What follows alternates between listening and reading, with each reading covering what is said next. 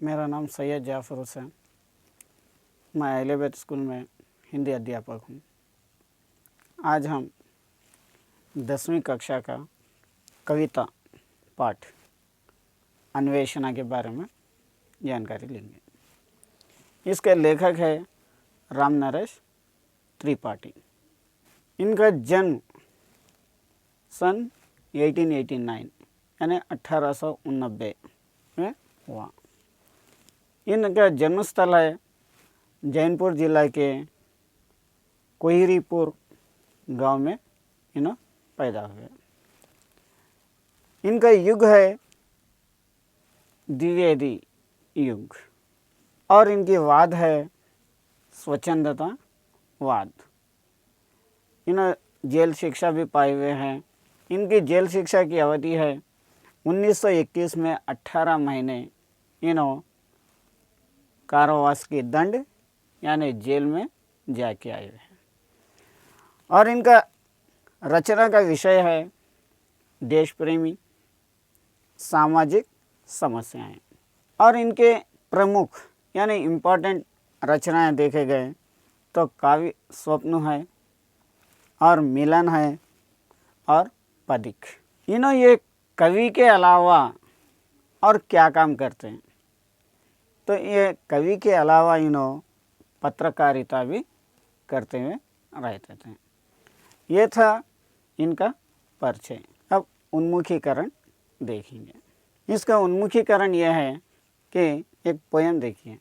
हर देश में तू हर वेश में तू, तेरे नाम अनेक तू एक ही है, तेरे रंगभूमि है विश्वधारा, हर खेल में मेल में तू ही तो है। यानी इसका मतलब है ईश्वर तो हर देश में है, हर वेश में भी है, हर रंगभूमि और विश्व में, और ये धरती पर और खेल और मेल आदि में भी इन्हों बसे हुआ है।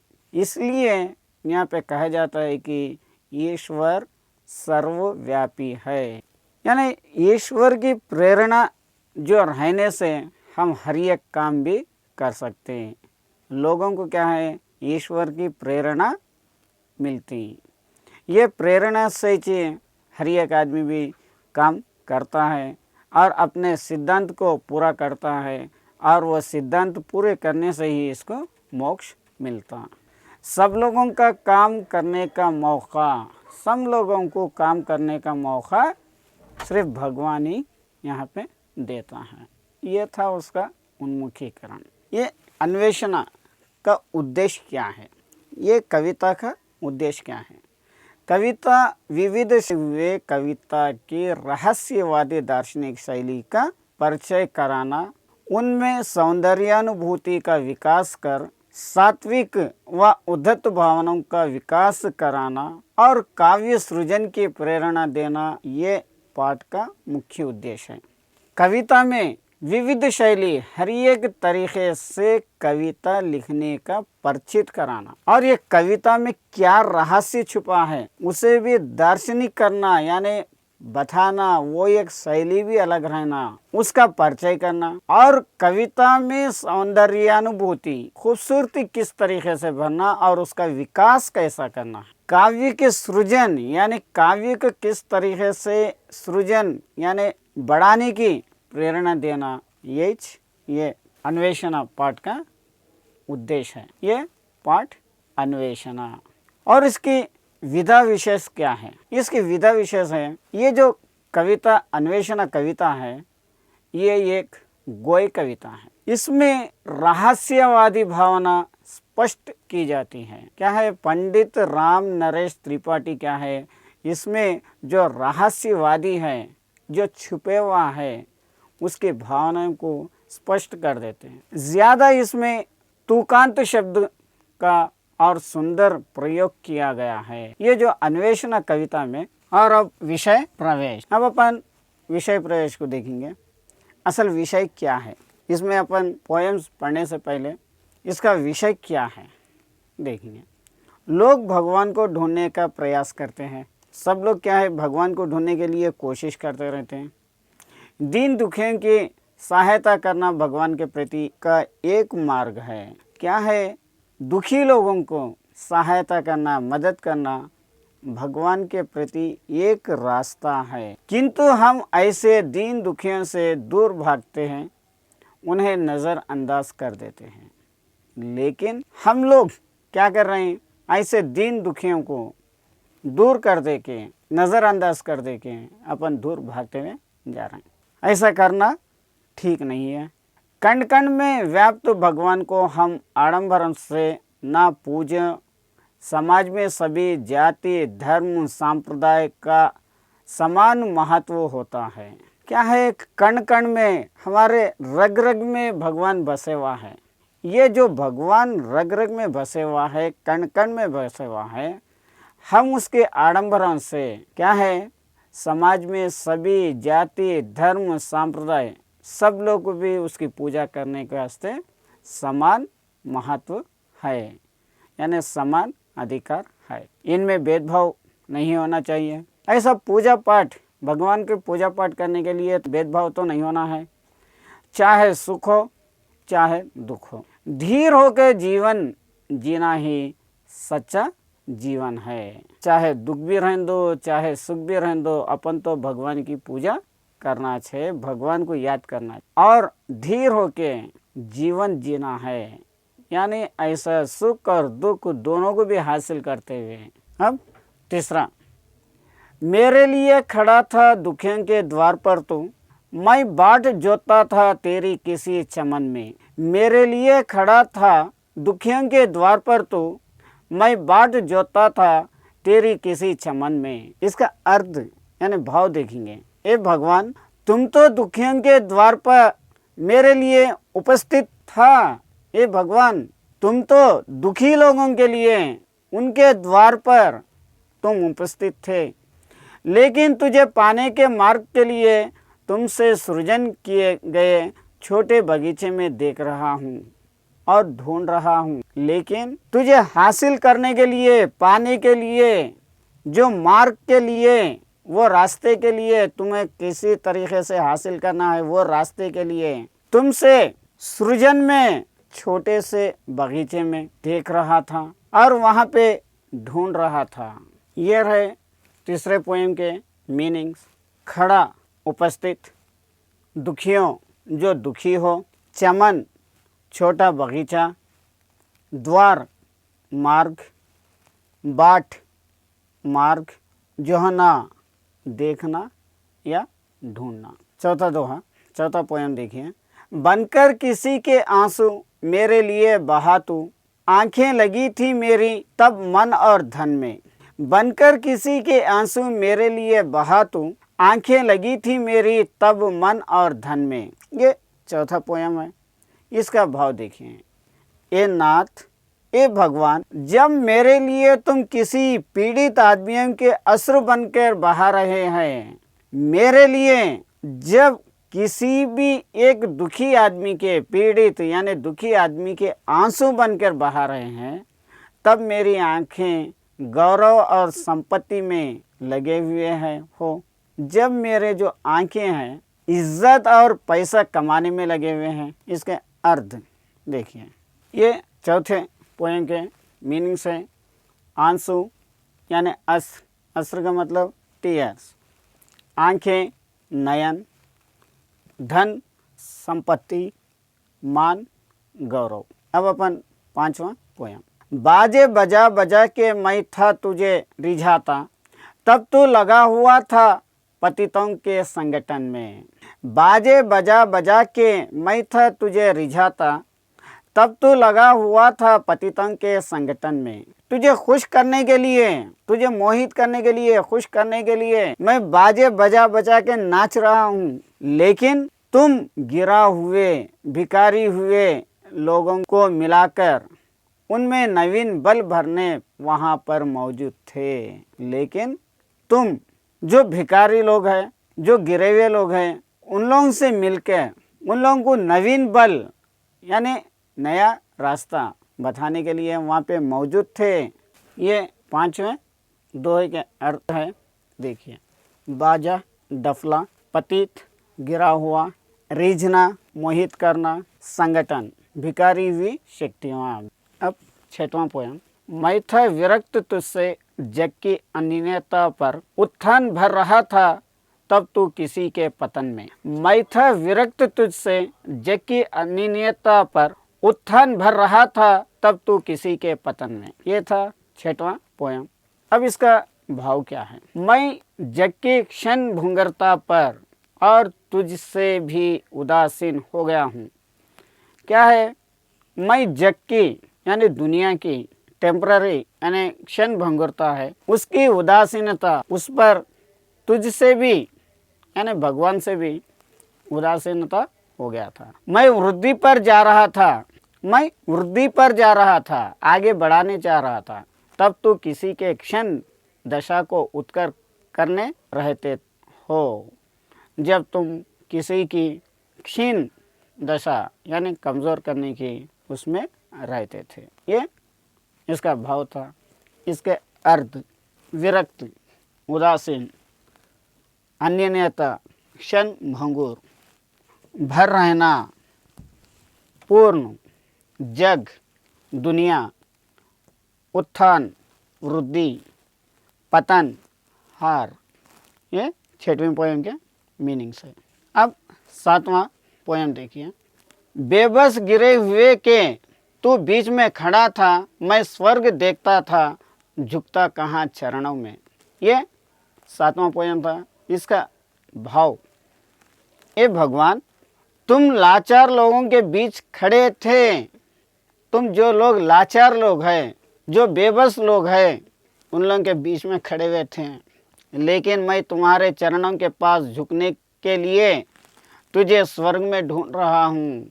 लेकिन मैं भगवान के चरणों के पास झुकने के लिए, लेकिन मैं तुम्हें ढूंढने के लिए यानी भगवान को ढूंढने के लिए, उसके चरणों को छूने के लिए, चरणों के पास झुकने के लिए इन्हें स्वर्ग में ढूंढ रहे हैं।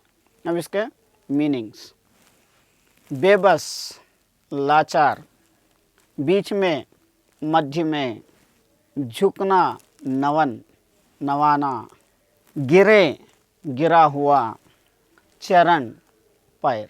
ये सातवें। अब आठवें पोयम में अपन जाएंगे। तूने दिए अनेकों अवसर, ना मिल सका मैं, तू कर्म में मगन था, मैं व्यस्त था कथन में। ये आठवां पोयम था। अब इसका भाव क्या है। ये भगवान तुमने मुझे अनेक अवकाश दिए हो लेकिन मैं नहीं पहचान पाया। ये भगवान तूने मुझे सही रास्ता बताने के लिए, सही काम करने के लिए कितने के मौके दिए, कितने के अवकाश दिए, लेकिन उसे मैं नहीं पहचान सका। मैं तो तुझे वर्णन करने में लगा हुआ था, लेकिन तुम तो कर्म या काम में डूबे हुए थे। मैं तो तुम्हारे बारे में वर्णन करने के लिए लगा हुआ था, व्यस्त था, लेकिन तुम तो काम करने में बहुत व्यस्त थे, डूबे हुए थे। अब इसके थोड़े अर्थ, अवसर, मौका, मगन, डूबा हुआ, कथन, वर्णन, कर्म, काम, व्यस्त, काम में लगा हुआ। ये इसके मीनिंग्स है। अब नवें पोयम में जाएंगे।